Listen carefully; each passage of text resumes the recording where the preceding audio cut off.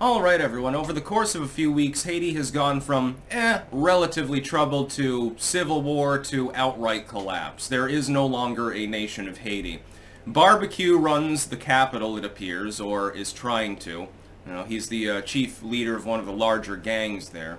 And gang wars have now spread out across the country, and the Dominican Republic has, I'm sure, pretty much fortified its border at this point, not without good reason. But now there are also militias rising up within some communities. Groups of men have banded together and taken up arms in order to try to keep the gangs from, raping and exploiting the people in their area, towns and neighborhoods and stuff, Port-au-Prince, etc. And so it's complete anarchy. The military there has clearly lost the plot. They're not in control of anything, it seems. It basically, you've got nothing but, you've got some swaths of gang territory where they predominate and they're in charge. And then you've got areas, enclaves like towns and shit, where armed citizens are, desperately trying not to fall under that same banner. In fact, civilian militia, this is a good thing for Americans to understand. This is why we have a Second Amendment, specifically so that we can't be overrun by hostile forces. The people of Haiti, by and large, were disarmed, and so the only people that had guns were criminals and an inept and small and weak military. The military is not capable of defending the people against such an onslaught. If you got a situation in a country where you have everyone owning fucking guns, it's a little bit different now, isn't it? Most of these people are wielding machetes and sticks. That is their form of defense against gang members with body armor and actual assault weapons. The kind you should be able to mail order in the United States without an ID. They've devolved into anarchy. The nation has collapsed. There is no Haiti. It doesn't exist anymore. You should remove its name entirely from the geography textbooks. It literally doesn't exist. There's no economy there of any real merit. If you do manage to produce anything, from mud cakes to mined copper, fish, or some agricultural crop, some gang member will just come and take it from you. Where's the economy? If you don't have an acting government, because the prime minister quit, so the government's dissolved effectively. So you've got a dissolved government with effectively a pathetic caretaker system that doesn't really exert any control. And you don't have any law or order. And you don't really have an economy. And there's no real infrastructure left because everything has been shot to shit or destroyed in an earthquake, and the Red Cross and the Clinton Foundation totally failed to revamp the country. There is no country. It's just a conglomerate of people who happen to reside in a certain area that are slowly killing each other off. That's Haiti right now. Makes me sad. Lots of civilians suffering. Also makes me very worried because right now the U.S. has a completely open border and we've already seen influxes of Haitians coming over claiming asylum, and there's nothing that we can do about it because there's no will to do anything about it. Nobody's making an attempt. The Biden administration won't even allow states to guard their own borders for what little it's worth because you'd have to have the cooperation of California and New Mexico, and both of them are blue states, so that's going to be a hard sell. The fact that Texas and Arizona are trying to shore things up only half solves the problem anyway. Any Johnny-come-lately can make it to Mexico right now, and they'll be ferried on their merry way by the Mexican government because they don't want to deal with them, and sent to the U.S. border. Yes, here's directions, senor. Just, generally walk north. Here's a compass. That's basically what's going on right now.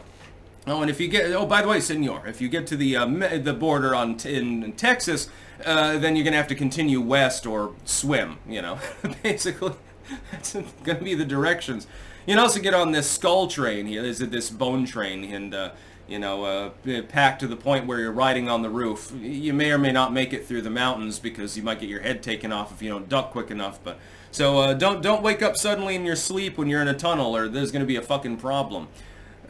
There's nothing left. Imagine being a Haitian right now. Your country effectively doesn't exist. It's been on life support since their earthquake there that leveled large swaths of their capital, completely upended the economy, laid waste to what infrastructure was there. There was already systemic poverty, though. Even before the earthquake, Haiti was understood to be a corrupt and desperately impoverished nation. It's just that it got 10 times worse after literally everything was destroyed. It's been heavily deforested, erosion takes place, there's systemic poverty, virtually all the kids there are malnourished. I mean, instead of dropping the U.S. MREs into Gaza, where they complain about them and say they're inedible, I bet the Haitians would like them. Why don't we drop a bunch of MREs in the harbor outside of Port-au-Prince? Oh, that's right, barbecue would take them all. I guess the barbecue chicken would probably be his favorite menu, other than human meat. Supposedly it's non-canonical that he eats people, and that's just a rumor, but he seems like the sanest person in the fucking country. Literally barbecue for Cap'n. It makes no sense. It's not even rational what's going on there.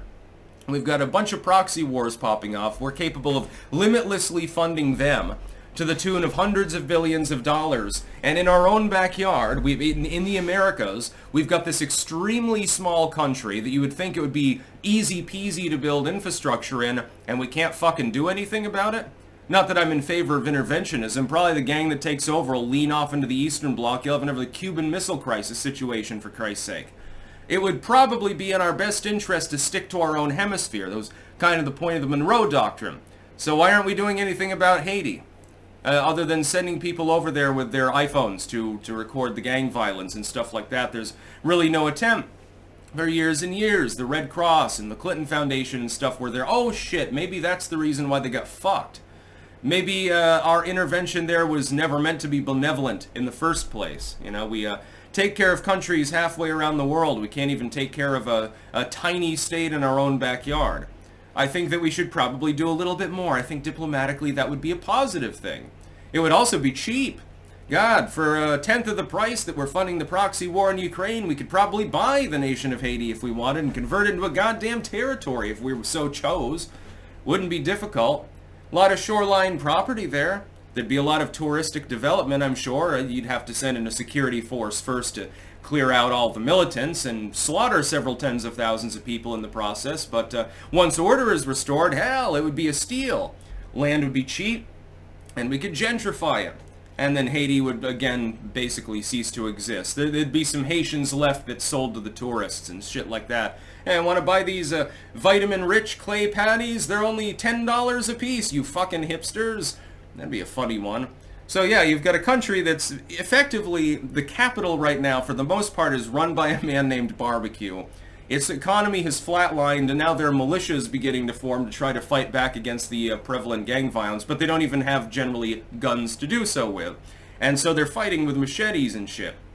Just hoping, hey, they'll run out of bullets, maybe, before we run out of manpower. Maybe they'll leave our town alone for a little while longer and not rape every female under the age of 40 in our village or something like that. It's a desperate situation. It's a major humanitarian crisis, and it's being effectively ignored right now for the most part, other than jokes about fucking barbecue. That's about all. Peace out.